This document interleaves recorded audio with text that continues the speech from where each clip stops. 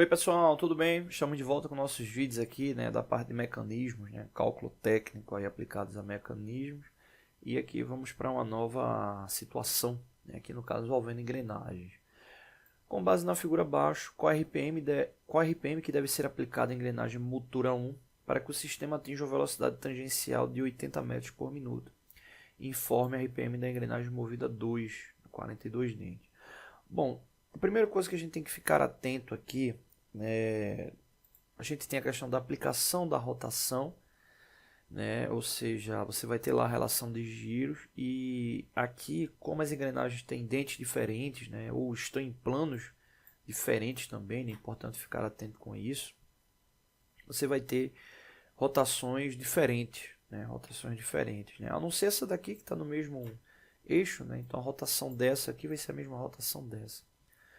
Mas, em resumo, quando a gente fala sobre essa questão da velocidade tangencial, é a velocidade periférica que a engrenagem vai desenvolver durante o giro, né? E muitas vezes sistemas, né, parametrizados, eles levam em consideração a alteração do parâmetro exatamente da velocidade, porque é aquilo que vai estar transmitindo, exemplo, uma esteira, né, um sistema de içamento, enfim.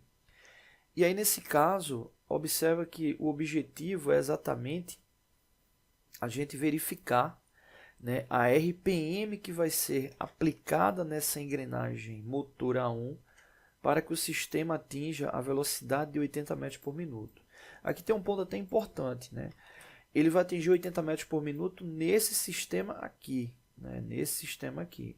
Esse outro sistema aqui, ele vai ter uma outra velocidade porque ele vai partir de uma rotação diferente, né? Então, esse 80 metros por segundo vai ser só essas duas engrenagens. Se a gente tivesse mais engrenagens no mesmo plano, aí todas elas teriam a mesma velocidade, né?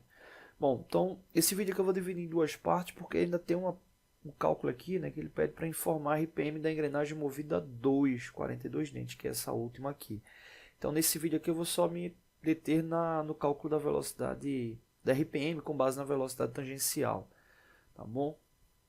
E aí o primeiro passo que a gente precisa, já que a gente está falando de velocidade tangencial, é encontrar o diâmetro primitivo, né, que é onde vai ter a base de impulsionamento aí dos dentes da engrenagem, né? Ou seja, o diâmetro externo da engrenagem, por mais que a gente esteja falando lá de questão de velocidade tangencial periférica, ele não vai ter tanta importância porque a engrenagem ela não tem transmissão no topo do dente, né? Ou seja, levando em consideração a altura do dente. A transmissão ela vai correr quase que em um valor intermediário, né? Quase, né? Não exatamente o valor intermediário, que vai ser a base ali do diâmetro primitivo indicado, né? E aí, para saber o diâmetro primitivo, aqui a gente tem exatamente essa informação, que é o módulo das engrenagens, módulo 2,5. Um detalhe importante, né? Essas engrenagens, ou seja, o sistema que realmente está engrenado, o sistema engrenado, ele precisa ter o mesmo módulo, né? Então, exemplo, esse sistema aqui tem que ter o mesmo módulo, da mesma forma que esse aqui tem que ter o mesmo módulo. Mas como são planos diferentes, a gente poderia ter nesse eixo aqui, né, um módulo diferente da engrenagem aplicado ali ao sistema, né? Desde que essas duas tivessem o mesmo módulo, né? Então 2,5, eu sei que essa aqui e essa aqui é 2,5. Essa outra aqui a gente vai levar em consideração que seja 2,5 também, mas ela poderia ter um módulo diferente. O módulo ele vai trazer exatamente a proporção no que diz respeito à altura do dente, levando em consideração a geometria, né, padrão que a gente tem ali referente a dente de engrenagem, né? Quando a gente fala de geometria padrão parece ser algo simples, né, mas uma geometria bem complexa, né, referente a dente de engrenagem. Aí, quem tem dúvidas pode procurar, né, material, livros, vídeos aí falando sobre a questão só da geometria do dente da engrenagem, que é algo bem complexo, né? Então o módulo ele vai fazer essa ação referente ali à proporção da altura. Beleza, então nesse caso aqui a gente tem a indicação do número de dente da engrenagem motor A1, né? Ou seja, essa engrenagem aqui vai estar recebendo, né, a indicação da rotação de um motor, né? E como a gente quer essa velocidade tangencial, a gente vai encontrar RPM por ela. E aí no caso, esse primeiro passo vai ser exatamente encontrar o diâmetro primitivo. O diâmetro primitivo da engrenagem vai ser o módulo multiplicado pelo número de dentes, né? Ou seja, nesse caso aqui, se a engrenagem 1 ela tem 14 dentes, né? O módulo é 2,5, então é só multiplicar um pelo outro que a gente vai encontrar o diâmetro primitivo, né? 14 multiplicado por 2,5 vai dar igual a 35 milímetros, né? Então seria ali o valor referente a esse diâmetro primitivo. Dito isso, né, aí agora a gente tem a base para poder encontrar converter na verdade, né, essa relação do deslocamento da engrenagem, né, com base na velocidade tangencial para saber ali a RPM. E aí o que é que acontece? O que é que acontece? Toda vez que essa engrenagem der um giro, a gente vai ter um deslocamento óbvio, né, de 360 graus. Né? Um giro vai significar ali 360 graus de deslocamento angular. Né? Então você vai ter esse deslocamento ali 360 graus. Só que aí o que é que precisa ficar atento? O perímetro que essa engrenagem ela vai ter. Né? Ou seja, o perímetro ali onde vai ter exatamente o impulsionamento ali da engrenagem. Aí por isso que essa questão do diâmetro primitivo é importante para a gente poder encontrar o perímetro. Por quê? Toda vez que essa engrenagem ela deslocar 360 graus, é como se a gente estivesse pegando aquela relação do perímetro e deixando o perímetro circular e deixando ele planificado. Né? E aí é onde onde vai ser a nossa base para poder converter essa relação da velocidade tangencial para a RPM. Né? Então a gente precisa desse cálculo aqui do perímetro. O perímetro vai ser exatamente o diâmetro, né? Nesse caso aqui chamado dp, multiplicado por 3,14. Né? Ou seja, a gente sabe que o diâmetro primitivo é 35 milímetros e a gente vai multiplicar agora por 3,14. Na verdade vai multiplicar por π, né? Eu estou colocando ele de forma simplificada como 3,14.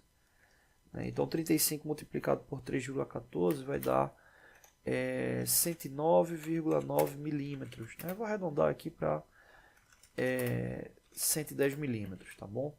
Então vou levar em consideração que esse seja o perímetro, né, aí da engrenagem. Então, dito isso, se o perímetro é 110 milímetros, quer dizer que toda vez que essa engrenagem der um giro, é como se ela tivesse um deslocamento, ela convertesse para um deslocamento linear de 110 milímetros. E aí o que acontece?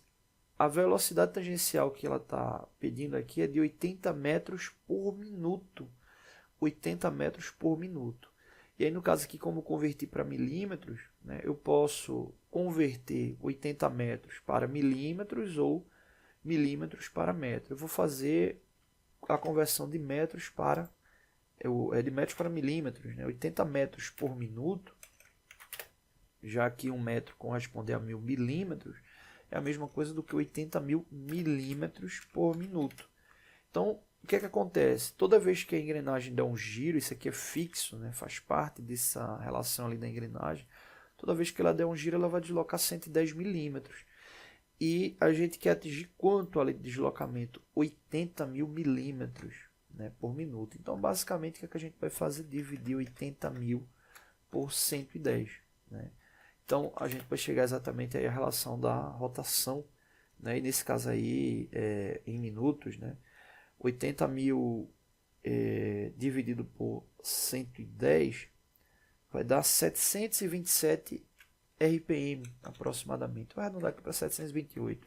Então 728 giros por minuto. Então o motor aplicando essa rotação de 728 giros por minuto vai converter aqui para essa engrenagem 1 um deslocamento linear periférico aí de 80.000 de 80 metros, né? Ou seja, 110 giros, né? Vai corresponder exatamente a esse deslocamento, né? Já que toda vez que ela der um giro, ela vai estar deslocando 110 milímetros, né? Então quer dizer que com 728 giros a gente vai ter exatamente, vou fazer aqui o cálculo reverso, né? Ou seja, se a gente vai ter 728 giros em 1 minuto e cada giro ele desloca 110 milímetros, né? Ou seja, multiplicando 728 por 110, a gente vai chegar aí aos 80.000 milímetros de deslocamento, né? Aproximadamente. Beleza? Então, nesse caso aqui, a resposta é exatamente 728 RPM, na primeira parte do cálculo, tá bom? Então vou dar uma pausa nesse vídeo e depois a gente vem com a segunda parte, que é para chegar à rotação da engrenagem movida 2, tá bom? Então é isso. Não deixe de se inscrever no canal, todos os dias vídeos novos, né? Curta, compartilhe, divulgue.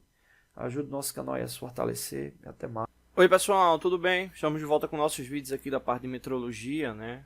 Hoje mais um vídeo utilizando o software de simulação da Mitutoyo. No caso, com base no relógio apalpador, né? E no caso referente ao relógio apalpador, a gente toma como referência aqui na leitura o uso de uma peça padrão, né? Ou seja, a peça padrão ela vai ser o elemento base que vai diferenciar se a peça que vai ser medida, se ela vai estar com o mesmo valor, maior ou menor, né? Então por isso que é importante ficar atento ali com a indicação do relógio apalpador, né? Logo, essa medição ela se caracteriza como sendo a medição por comparação, né? Então no caso a gente vai comparar, né, uma peça padrão a um outro elemento e verificar como é que está a diferença do mesmo, né? Lembrando que as medições elas normalmente são indicadas nas bibliografias, né, caracterizadas como medição por substituição, por comparação e medição direta, né? Então no caso aí essa é uma medição do tipo comparação. Então vamos aqui para exercitar, né, verificar aqui o elemento, né? Então aqui no relógio apalpador, dá um zoom aqui para a gente poder ver melhor, que basicamente o que é que está acontecendo? A indicação da peça padrão, né, 5 milímetros e 590 milésimos, né, de milímetro. A indicação aqui no relógio apalpador é que ele deslocou no sentido horário, né, ou seja, a peça verificada está maior do que a indicada, né. Se ele tivesse no zero, né, se ele tivesse aqui presetado no zero, significaria que estaria com o mesmo valor, né, ou seja, a gente precisa zerar o relógio apalpador na peça padrão para passar para a peça a ser analisada, né? E aí no caso o deslocamento do ponteiro foi exatamente esse aqui, né? Deixa eu colocar ele aqui no centro, ele deslocou até aqui, né? Então foi esse o deslocamento aqui real que ele teve, foi esse aqui. E aí no caso é só verificar os traços que deslocou, né? A resolução, vou apagar aqui, a resolução está aqui indicado, é 0,01, né? Ou seja, 1/100º de milímetro, né? Então cada traço desse daí representa 1/100º de milímetro, e no caso ele deslocou exatamente 1, né, o zero aqui é referência, então deslocou 1, 2, 3, 4, 5, 6, 7. Ele deslocou 7 centésimos, né? Então a peça a ser, que está sendo medida, ela está 7 centésimos maior do que a de referência, né? Então no caso a gente teria exatamente essa soma aqui, né? 5,590 mais 7 centésimos, né? Ou 7 centésimos de milímetro, né? Seria essa aí a soma, o qual nos daria o resultado final, né? Analisando aí essa soma de 5 milímetros e 66 centésimos, ou 66 centésimos ou 660 milésimos de milímetro, né? Então essa aqui é a resposta correta a ser inserida ali no software, 5,660, né? 5,660, colocar aqui para conferir, né? Então está aqui a resposta correta. Então é isso, é só ficar atento com o deslocamento, né? Verificar a quantidade de traços que teve. Se ele foi horário é um acréscimo, né? Se ele foi anti-horário é um decréscimo. Então basicamente é isso. Não deixe de se inscrever no canal, todos os dias vídeos novos. Valeu!